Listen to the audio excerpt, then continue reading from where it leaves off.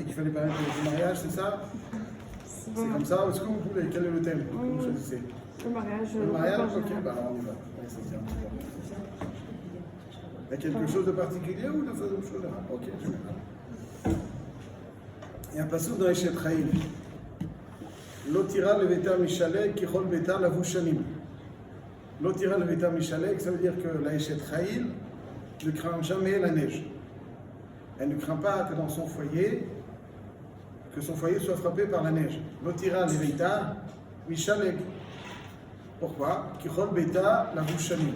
Car toute sa famille est habillée, enveloppée de laine rouge chaude. Ça, c'est le sens littéral de ce passouk. L'otira leveta mishaleg, elle ne craindra pas donc pour sa maison soit frappée donc par le froid de la neige, qui rôle beta, car toute sa maison, la vouche shanim, est vêtue de laine rouge chaude. Intéressant, shanim choisit donc la couleur de la laine qui vraisemblablement écarlate, c'est plus chaud. Soit. Alors, de quelle neige il parle? On parle. De quelle neige? En quoi la neige, donc, c'est sûr qu'elle se dévoue, elle s'occupe de ses enfants, incontestablement, c'est le sens premier. Mais en réalité, il y a des fois dans une maison, elle est surchauffée, et quand même, il fait très froid, il y a une froideur même de neige. Comme des fois on peut mettre le chauffage à fond, mais il fait très froid. Même en été, comme aujourd'hui, il faisait très chaud, mais dans certaines maisons, il fait très froid. C'est la neige, en plein été. Alors de quelle neige il s'agit? Et comment la Eshet Chaim prévient, protège de cette neige? La Mishnah, il y a une Mishnah au début du traité Negaïm. Negaïm parle des plaies qui pourraient frapper des maisons. Une plaie qui pourrait frapper une maison. Il y a Nigei Adam, Nigei Begadim et Nigei Batim. Une plaie, donc la lèpre, une forme de lèpre, c'est surtout spirituel, on traduit en français en lèpre, peut frapper la peau d'un homme, peut frapper ses vêtements et peut frapper aussi sa demeure. Miraculeusement, les murs peuvent être tachés et être considérés dans la halakha comme une lèpre. Quelles sont les couleurs qui rendent cette maison impure, inhabitable? La halakha nous dit que lorsque la maison est frappée par cette lèpre, tout ce qu'il y a dans la maison devient impur. Et lorsque on voit pareille tâche, on va enlever tout ce qu'il y a dans la maison, débarrasser la maison, afin que lorsque le Kohen vient donner son verdict, parce que c'est à partir du moment où le Kohen donne son verdict que la maison devient impure, les objets qui étaient dans cette maison, si elle est impure, sont déjà à l'extérieur et donc ils ne contracteront pas cette impureté.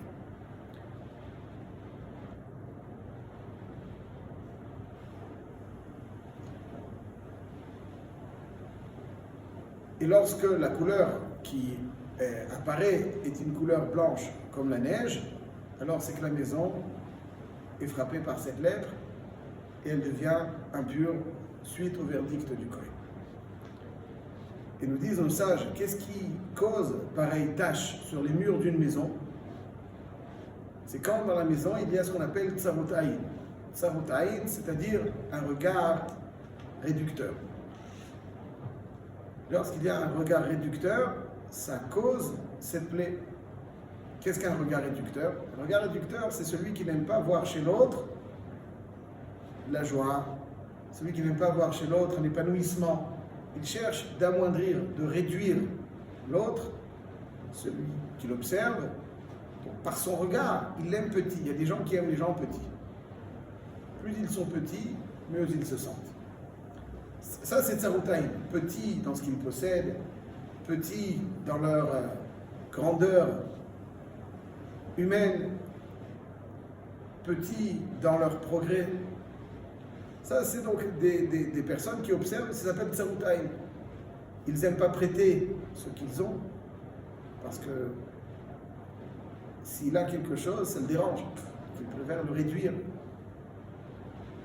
Ça, c'est Tsaroutaïm. Et Mida Keneged Mida, celui qui est donc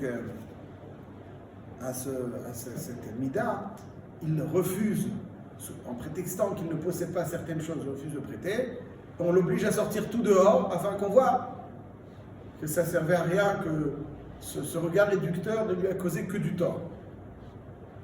Il avait un regard réducteur, il n'a pas souhaité prêter. Et finalement, avant que le Kohen arrive, on doit mettre tout dehors pour empêcher que les objets de cette maison deviennent impurs. Donc finalement, il doit prendre conscience que ce regard réducteur qu'il posait sur les autres, il ne voulait pas leur prêter, il prétextait qu'il n'en a pas, voilà, tu as plein. Et ça, c'est donc la mida keleged mida, faire prendre conscience à celui qui est frappé par la tsarut haïn, ce regard réducteur, que ce regard réducteur, il a l'impression qu'il va rendre les autres plus petits par son état d'esprit, et donc lui être meilleur, mais au final, c'est l'inverse qui se passe. Quand on cherche à réduire quelqu'un, ça se retourne comme un effet boomerang, et c'est lui qui sera minable, quand on verra ce qu'il a prétexté de ne pas posséder aux yeux et vus de tous. Ça, c'est donc ce que nous enseigne la Mishnah, dans le traité Negaïm, qui parle donc de ces tâches. Essayons de comprendre un petit peu pourquoi la tsarut haïn est si grave dans une maison, et pourquoi elle a pour conséquence des taches blanches donc couleur neige. Pourquoi? C'est quoi la tsarut haïn? Alors c'est vrai que c'est pas une bonne mida, mais pourquoi ça? Alors la réponse est la suivante. Il y a un état d'esprit qui s'appelle tov haïn, donc celui qui, son regard est un regard qui apporte un réconfort, qui apporte de la chaleur, de la considération, la compassion. Ça, c'est le tov haïn, celui qui a une tova. Il aime voir l'autre heureux. Il aime voir l'autre en forme. Il aime voir l'autre dans sa forme la plus idéale. Il ne cherche pas à le réduire. Au contraire, il l'observe et le voir heureux le réjouit. Ça, c'est haïn tova. Haïn tova, c'est quand on voit quelqu'un d'autre bien, on est heureux pour lui. Tsarut haïn, c'est on l'aime quand il est petit, quand il est mesquin, quand il est souffrant, quand il est pas au top de sa forme. Haïn tova, c'est ce qui permet à quelqu'un, aux membres d'une famille, de progresser de la plus belle des façons. Ça veut dire, qu'est-ce qui va permettre à un enfant, un mari, de s'envoler? Qu'est-ce qui lui donne des ailes? Lorsque on l'observe avec considération, lorsqu'on croit en lui, lorsque notre regard est un regard plein de considération, ce regard-là va lui insuffler une conviction qu'il est pétri de qualité, ce qui est réel en général, ou en tout cas c'est ce qui va lui permettre de faire éclore tout le potentiel qu'il a en lui pour progresser. Quand on a un regard réducteur, critique, parce que la critique, elle réduit. Il y en a qui adorent critiquer. En critiquant, on réduit.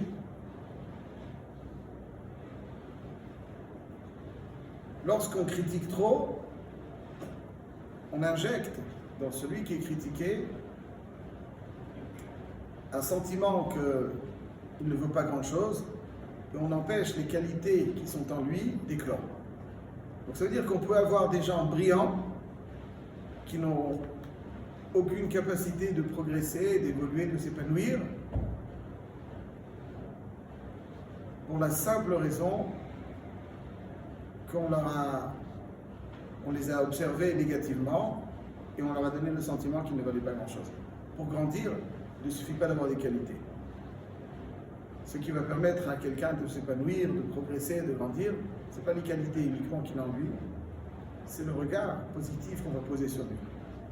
On a l'impression des fois que le regard, c'est un constat. On constate une réalité. Il n'y a rien de plus faux.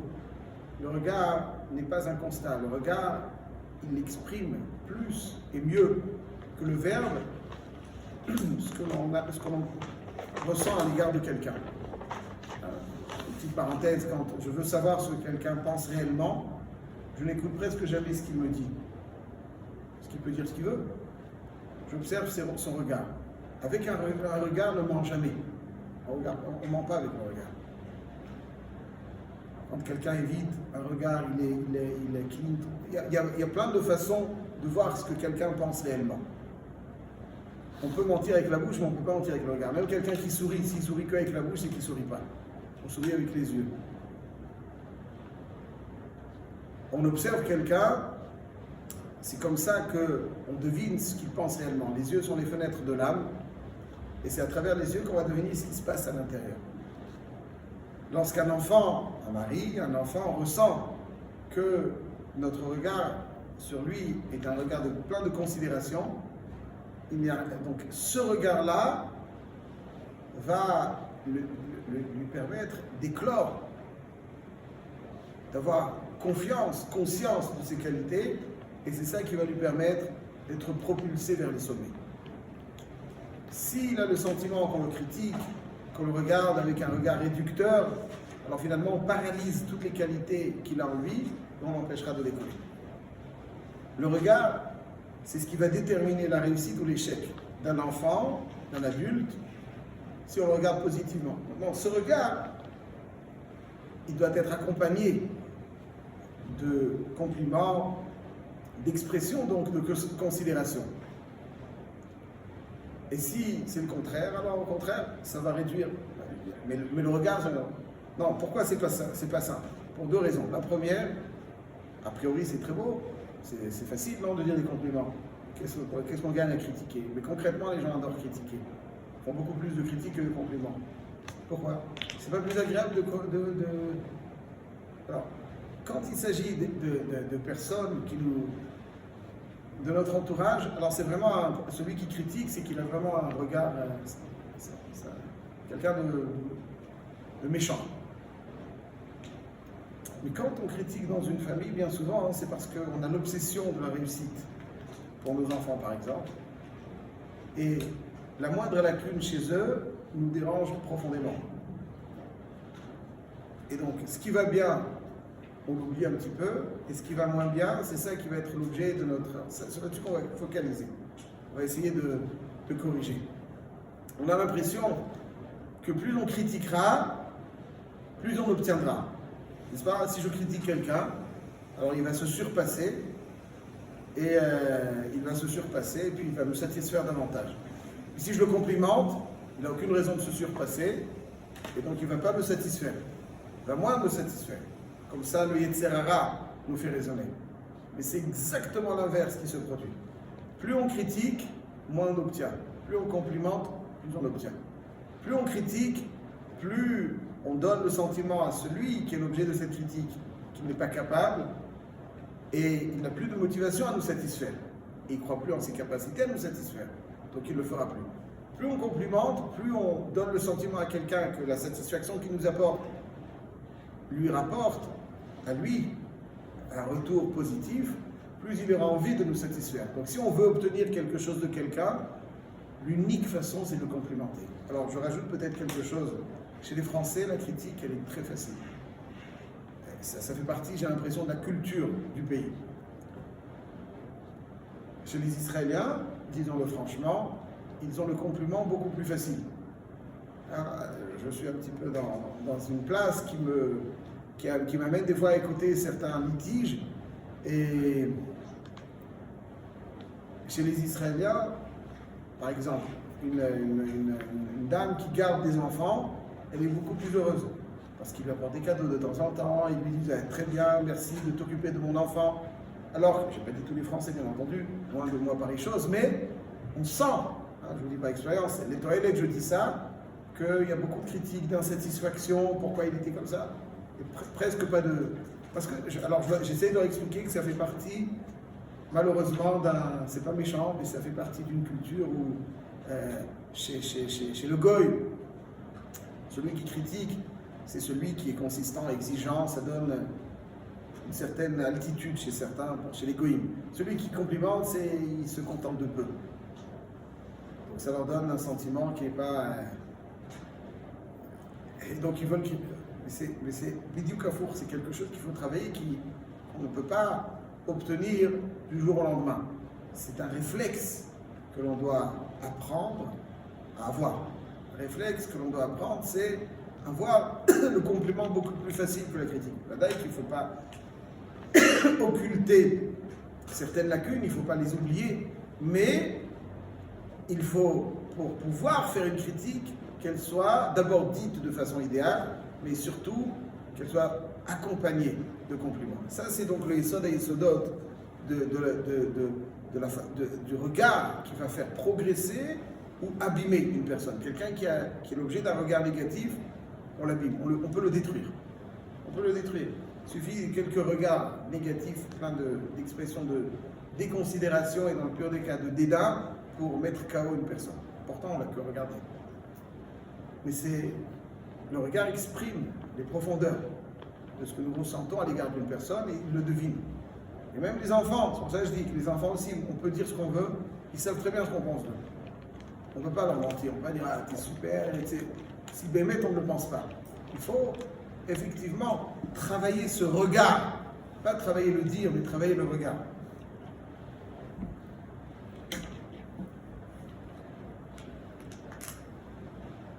Quand Hachem a fini la création, il y a un passouk très important qui dit Vayar Elokim et kol asher asa vehine tov meod. Alors, on a tendance à traduire ce verset de la façon suivante. Hachem observe ce qu'il vient de créer, vehine tov meod, et voilà qu'il s'avère que tout était parfait, n'est-ce pas? Vayar Elokim et kol asher asa vehine tov meod. Voilà que c'est. Est-ce qu'Hachem, on a comme l'impression qu'Hachem observe pour voir s'il n'y a pas eu d'erreur dans la création, et puis effectivement, il est pleinement satisfait, il se dit non, il n'y a pas eu d'erreur, voilà, vehine tov meod. On peut comprendre chez un homme de chair et de sang qui risque de faire une erreur, alors effectivement il observe pour voir que tout est parfait. Mais est-ce qu'Hachem doutait de la perfection de sa création? Il a besoin de la constater pour voir qu'effectivement tout est parfait. C'est difficile. Alors il y a un grand admour de la chassidoute polonaise qui s'appelle Rabbi Shlomo Mirodumsk, qui est l'auteur d'un livre qui s'appelle Tiferet Shlomo. Et il dit que Vayar Elokim et kol asher asa vehine tov meod. Hachem observe ce qu'il vient de créer, et voilà, grâce à ce regard, il devient tov meod. Donc le vehine tov meod ne signifie pas qu'il s'avère que c'était tov meod, mais grâce à ce regard, il transforme les choses en tov meod.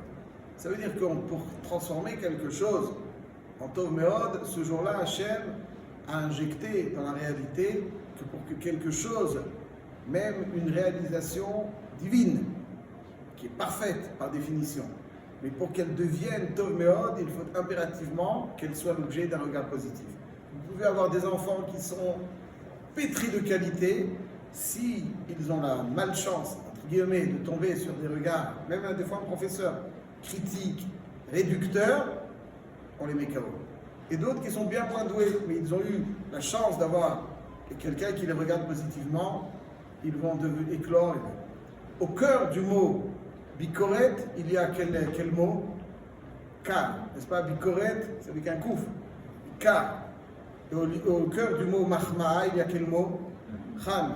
C'est-à-dire que lorsqu'on critique, on génère tout autour de nous une atmosphère froide. Il fait froid. Quand on a chaud, on a d'abord chaud au cœur. Si on a froid au cœur, même si la salle est chauffée, on continuera à avoir froid. Certaines personnes créent autour d'eux une ambiance glaciale. L'ambiance, il y a un mal-être. On se sent. C'est quoi l'expression du froid et de la glace? C'est que tout se contracte, n'est-ce pas? Tout se contracte. Quand il fait froid, on se contracte. Le cœur se contracte, tout se contracte, la nature se contracte, l'eau se contracte. Le froid, il fait que tout se contracte. Et lorsqu'on critique et qu'on crée autour de nous une atmosphère glaciale, alors tout autour de nous va se contracter. Et quand quelqu'un se contracte, eh ben, parle moins, et il n'est pas épanoui. Mais lorsque on sait donc créer autour de nous une ambiance chaleureuse, alors tout va éclore. La chaleur, c'est l'éclosion. Quand il fait chaud, tout est épanoui, toutes les fleurs, toute la nature, tout. Hein, et la vapeur, il y a tout ce qu'il faut. Pourquoi? Parce que la chaleur, c'est son secret. La chaleur est capable donc d'offrir cet épanouissement. Donc, l'otira leveita mishaleg, ça veut dire que la Eshet Chayil ne craint pas que sa maison soit frappée de la froideur, de la glace.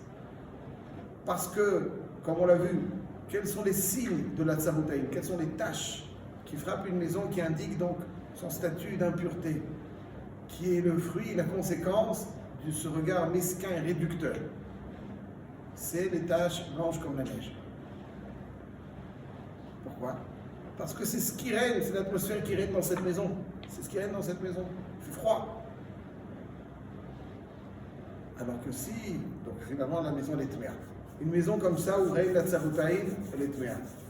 Et on a l'impression que lorsqu'on va être Tsaraïn, alors on va gagner, on est très exigeant, ça nous donne la consistance. C'est exactement l'inverse, ça ridiculise. Tout celui qui est Tsaraïn, on se sauve. On se sauve, on ne va pas l'écouter, on ne va pas le voir, on fait un minimum pour qu'il ne nous prenne pas la tête. Et c'est pour ça que la Eshet Chayil, elle ne craint pas ça. Kichol Beita, au contraire, la vouche Shanim. C'est quoi Shanim? Le Shanim, c'est cette laine rouge, écarlate, chaude vraisemblablement. Mais nous disent nos sages qu'on peut dire aussi la vouche Shnaim. Elle est vêtue de la valeur qui est doublement indiquée dans la Torah. Quelle est donc cette valeur doublement indiquée dans la Torah? Chaque fois que la Torah parle du chesed, bien souvent elle dit, par exemple, Azov ta'azov imo. Lorsque quelqu'un s'écroule sur le poids de sa charge, Azov ta'azov imo, il va falloir l'aider à se relever. Patoach tiftach lo et yadcha. N'est-ce pas? Patoach tiftach, ouvre ta main pour aider quelqu'un. Aser te aser. N'est-ce pas? Aser b'shvil shitit asher. Aser te aser. Chaque fois que la Torah parle de la générosité, alors elle utilise donc un terme double. La générosité, c'est le tovaïm. C'est quelqu'un qui a le regard positif, qui cherche l'épanouissement de l'autre. Donc il est généreux à son égard, il le souhaite dans la meilleure position, la meilleure situation. Donc il a cet élan de générosité à son égard. Et c'est ça donc, Chol Beita, la vouche, Shanim, c'est la vouche, Shnaim. Ça veut dire qu'elle va vêtir tous les membres de sa famille des valeurs doublement exprimées dans la Torah, des valeurs de chesed, des valeurs de don. Et là, je rajoute quelque chose. Si on posait la question, il y a dans le monde, dans les personnes que l'on côtoie en général, se partagent en deux parties. Il y a ceux qui sont des producteurs de bonheur et ceux qui sont des consommateurs de bonheur. Il y a du bonheur, il y en a qui le produisent, il y en a qui le consomment. Qui est-ce qui kiffe plus? Celui qui produit le bonheur ou celui qui consomme le bonheur? A priori, celui qui consomme le bonheur, il kiffe plus. Celui qui le produit, c'est bien sympa, c'est un être de valeur, mais finalement, le produit. Celui qui consomme, c'est celui qui kiffe davantage. C'est faux. Celui qui kiffe le plus, c'est celui qui produit du bonheur. Pas celui qui consomme. Pour la simple raison que celui qui produit le bonheur nourrit son âme. Et celui qui consomme le bonheur nourrit son corps. Mais bien souvent laisse son âme affamée. Parce que pour nourrir son âme, l'âme a aussi besoin d'être nourrie autant que le corps. Et le corps, on sait comment on le nourrit. Et si on ne le nourrit pas, il développe des carences qui ont des conséquences. La même chose, quand une âme est affamée, une âme aussi a besoin d'être nourrie. Et si on ne sait pas la nourrir, elle développe malheureusement des carences. Et l'une des façons de nourrir son âme, l'une des façons, c'est offrir, se dévouer. Quand on offre, on se dévoue, on nourrit son âme. Pourquoi? Parce que l'âme du juif est à l'image d'Hachem, et Hachem, il est Tov Umetiv.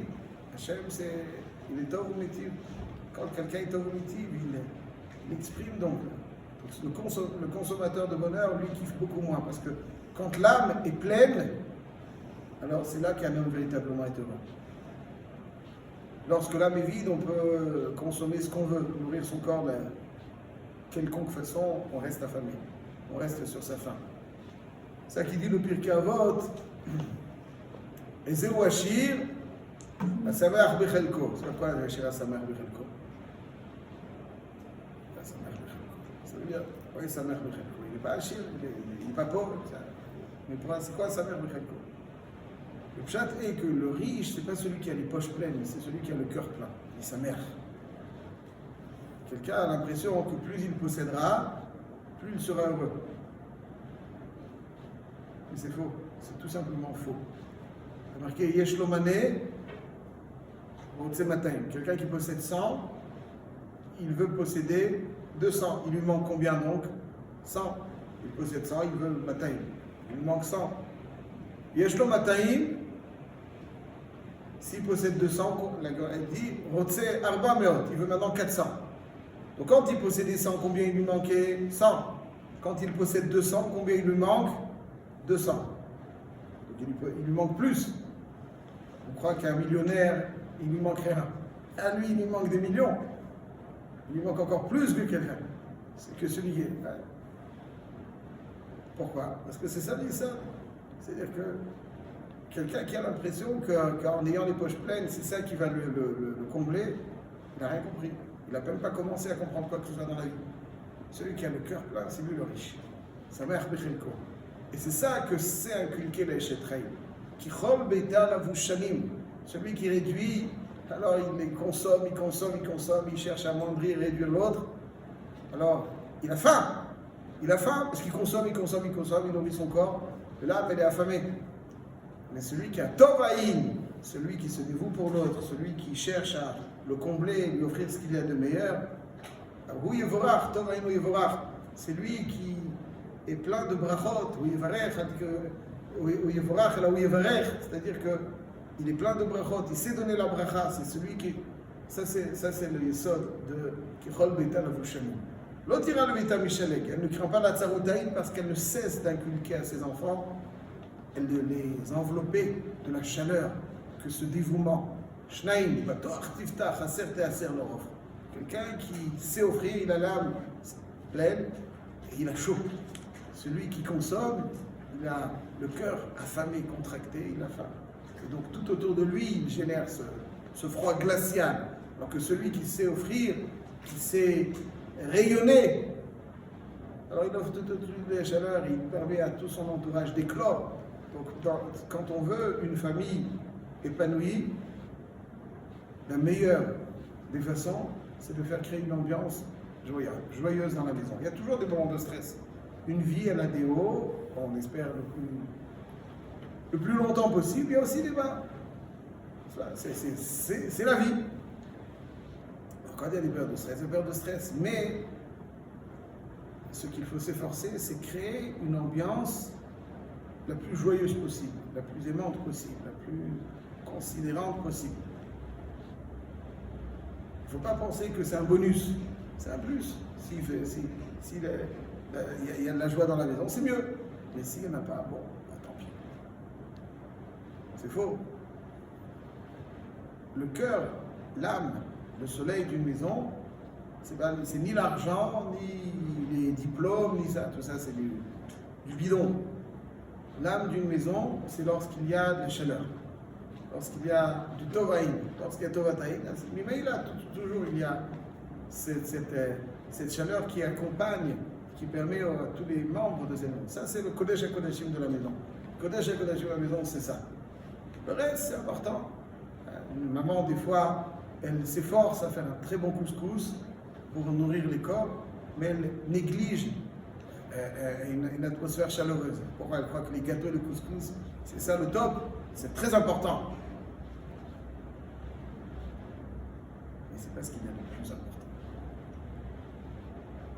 Quelqu'un qui offre un bon plat avec la mine longue, c'est moyen. Il faut savoir faire avec ce qu'il faut faire, mais avec la simcha, c'est ça le ikar. La tov aïn, un regard positif, un regard de considération. Ça, c'est le plus beau cadeau qu'on peut offrir à nos enfants, mais c'est aussi ce qui va les accompagner. Je rajoute encore quelque chose dans ce sens.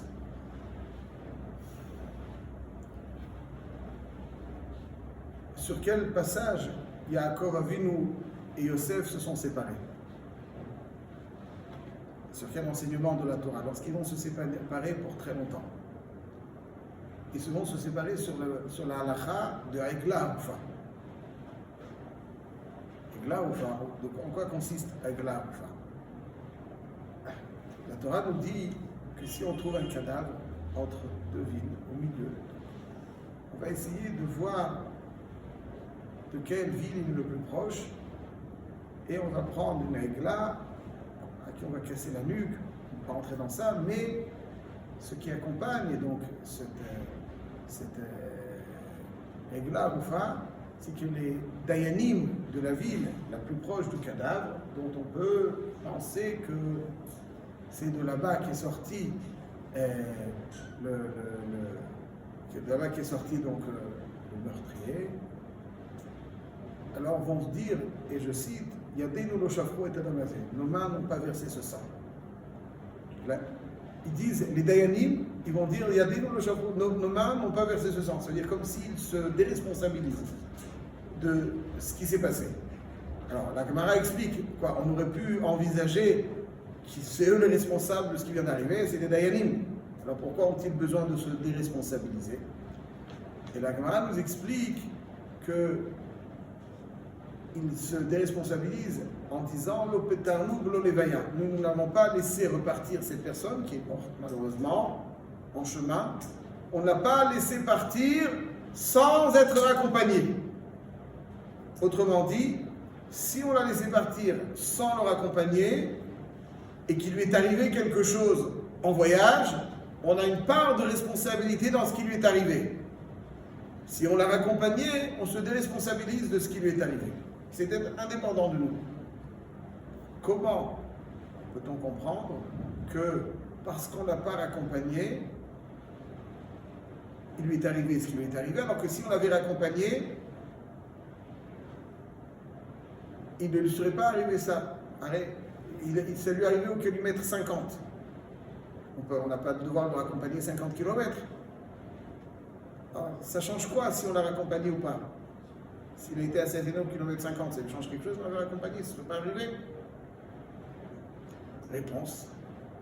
Quand on raccompagne quelqu'un, on lui injecte des forces mentales. Je vais vous dire un peu mieux encore. Raccompagner quelqu'un, c'est lui exprimer que sa compagnie nous est agréable. On cherche à le côtoyer un maximum de temps. Quand on exprime cela à une personne, quelque part, même lorsqu'on est absent, on est présent. Dans la vie, on peut remarquer, certaines personnes sont absentes même lorsqu'elles sont présentes. D'autres sont présentes même lorsqu'elles sont absentes. Vous avez des personnes qui, même quand ils sont face à vous, vous les sentez ailleurs. Ils sont à la table de Shabbat, mais ils ne sont pas à la table de Shabbat. Ils sont face à vous, mais vous les sentez absents. Bon, voilà. Par contre, d'autres sont constamment à nos côtés. Hein, vous ne voyez pas à côté de moi, j'ai 2-3 personnes. Vous ne voyez pas, mais ils m'accompagnent. Parce que quand on exprime à quelqu'un cette considération que sa compagnie est agréable, donc finalement, on est avec lui, même lorsqu'on est absent. Et lorsque est arrivé à cette personne au kilomètre 50 quelque chose, si on l'avait raccompagné, peut-être qu'il aurait eu la force de résister, parce que fort de cet accompagnement, il est capable de davantage résister aux aléas, aux défis de la vie. Donc cette personne qui s'est dressée face à lui, qui l'a menacé, peut-être qu'il n'avait pas les forces de lutter. C'est pour ça que si on ne l'a pas raccompagné, peut-être que c'est à cause de ça qu'il a baissé les bras. Il y a une part de responsabilité. Quand Yaakov Avinu et Yosef se sont séparés, Yosef, il devait aller se rendre à Shrem, voir ses frères. Yaakov le raccompagnait. Et Yosef lui dit, mais papa, c'est bon, je connais la route, je me débrouille. Yaakov lui dit, non, je te raccompagne parce que je veux être à tes côtés, même lorsque je ne serai plus physiquement à tes côtés. Effectivement, cet accompagnement va accompagner Yosef pendant de longues années. Il permet de résister au pire des difficultés lorsqu'il est face aux défis donc égyptiens, dans lesquels n'importe quelle personne aurait déjà sombré à son âge. Et là, il a su résister. Galad l'odmout diokno chez la ville de Disraza. Le visage de son père lui est apparu. Pourquoi? Parce que, voilà, son accompagnement a accompagné Yosef. C'est pour ça que lorsque on dit à Yaakov Avinu, Od Yosef Chai, il n'était pas encore convaincu. Lorsqu'il a vu Yagalod Asher Shalach Yosef, nous dit le Kliyakar, Yosef a accompagné ses frères, conformément à l'enseignement de Yaakov. Alors là, véritablement, Yaakov a compris que Yosef avait retenu cet enseignement et que oui, effectivement, il allait donc, il était accompagné, qu'il était resté dans toute sa pureté, malgré la difficulté des Égyptiens. Et c'est ça donc, la Échetreille, sa force, c'est qu'elle a la bouche Shanim. Mais en réalité, ce qu'elle fait, c'est qu'elle donne les forces à ses enfants et elle sera à leur côté, même lorsque physiquement elle ne sera pas à leur côté. Le plus beau cadeau qu'on peut offrir à ses enfants, parce qu'on n'est pas éternel, alors le plus beau cadeau qu'on peut offrir à ses enfants, c'est d'être avec eux même lorsqu'on ne sera pas là. Ils auront le sentiment qu'on les accompagne. Et ça, véritablement, c'est ce qui donne à quelqu'un la force donc d'avancer. Lorsqu'ils sont dans la maison, il y a ce regard positif, joyeux, chaleureux, qui va leur permettre d'éclore. Et au contraire, s'il y a les critiques et le regard malveillant, ou en tout cas une atmosphère glaciale, et au contraire, et quand il y a ça, donc ça leur permet d'épanouir, mais ça leur permet de relever avec plus de facilité les défis de la vie, parce qu'ils se sentiront tout au long de leur vie accompagnés, ce qui leur donne des forces pour résister, puisque comme vous le savez très certainement, tout le monde reçoit des claques dans la vie, c'est quelque chose malheureusement d'inévitable, qu'Hachem aide que ce soit le moins possible, mais comme ça c'est la vie aussi. Ceux qui réussissent, c'est ceux qui savent se relever après une claque. Celui qui échoue, c'est celui qui reste au sol. Tout le monde tombe. Tout le monde tombe. Tout le monde a des déceptions.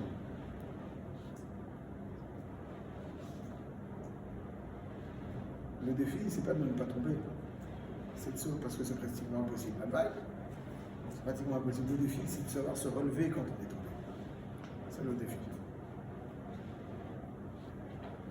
Il faut digérer et se relever. Être capable de se relever. Et ça, il faut trouver des forces. Et pour avoir ces forces, quelqu'un qui a eu cette capacité donc de ce regard, de Tovaïn, qui kol betal avushanim, inculquer donc le sens du don de soi, du Tovaïn, donc le mouvement vers l'autre, c'est ça véritablement qui métamorphose la famille. Et voilà donc l'éloge que l'on fait de la Échetreille dans ce passage. L'atzlacha rabba.